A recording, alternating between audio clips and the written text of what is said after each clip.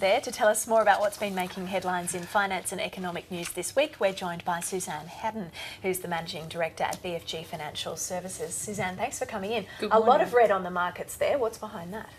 Well, there's a lot of buoyancy early in the week. So if you look at the week in summary, we were up in both the Australian market and the US market. So I think it's just a settling down for the end of the week. Now, we want to talk about superannuation, particularly this morning, because this week we saw that Grattan Institute report predicting that most of us will be able to save enough to retire comfortably.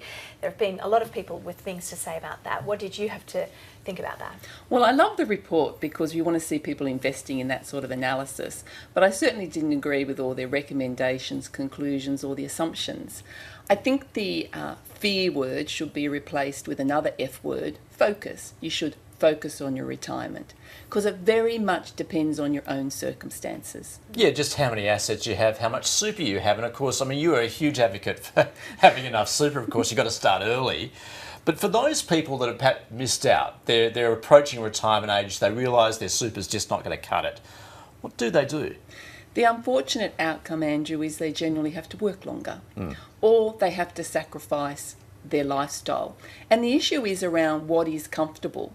I think with that report, the issue is that if you don't own your own home, if you've had a break in your working pattern for over your life, or you weren't able to voluntarily put in money in super, you may have an issue.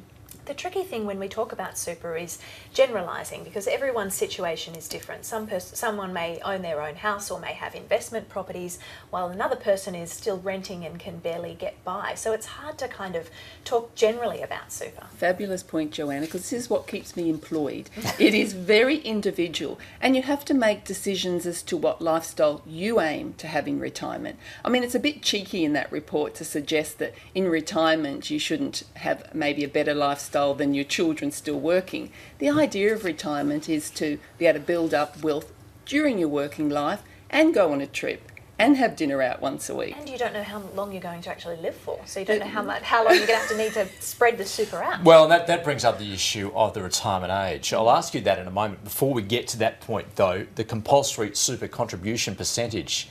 Now, should it be pushed up to 12%, where it's currently, 9.5%? In your view? The first thing to recognise is you're not going to be visited by the super fairy. The money has to come from somewhere. And so if employers are putting more in for your superannuation, that will have a drag, I think, on cash salary. Because it doesn't necessarily follow they're going to boost wages at the same time, does it? All evidence suggests no way. But the issue then becomes, what does that 12% mean? My modelling suggests that it doesn't change the lifestyle dramatically in retirement, only by about 1 or 2%. What it does do is takes the burden off the age pension system, which for our children, grandchildren, great-grandchildren, you want to be protecting them as taxpayers for the future. Yet, we're having a problem with saving at the moment. I think about 1%, that's our savings rate. Should we not be using that money, instead of putting it into the extra into super, to paying off our debt?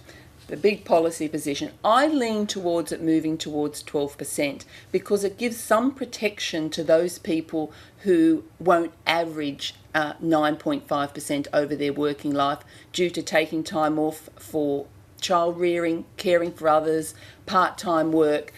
I believe systems should protect the more vulnerable. Yes, there is upside for the wealthier, but that means they're less burden on the Medicare system, the age pension system in their retirement. What about raising the retirement age? What do you think about that? I think it would be fine for those in white-collar jobs. I'm a little reflective on, say, blue-collar manual labour. That could put an unnecessary burden. So I'd want to see some safety nets for them. Flexibility then in a retirement age? Well, maybe there's some reduced obligation for unemployment benefits for over 65, something along those lines. But you'd want a safety net for that group. Okay, Suzanne, we'll have to leave it there. Thanks for coming in. Thanks for having me.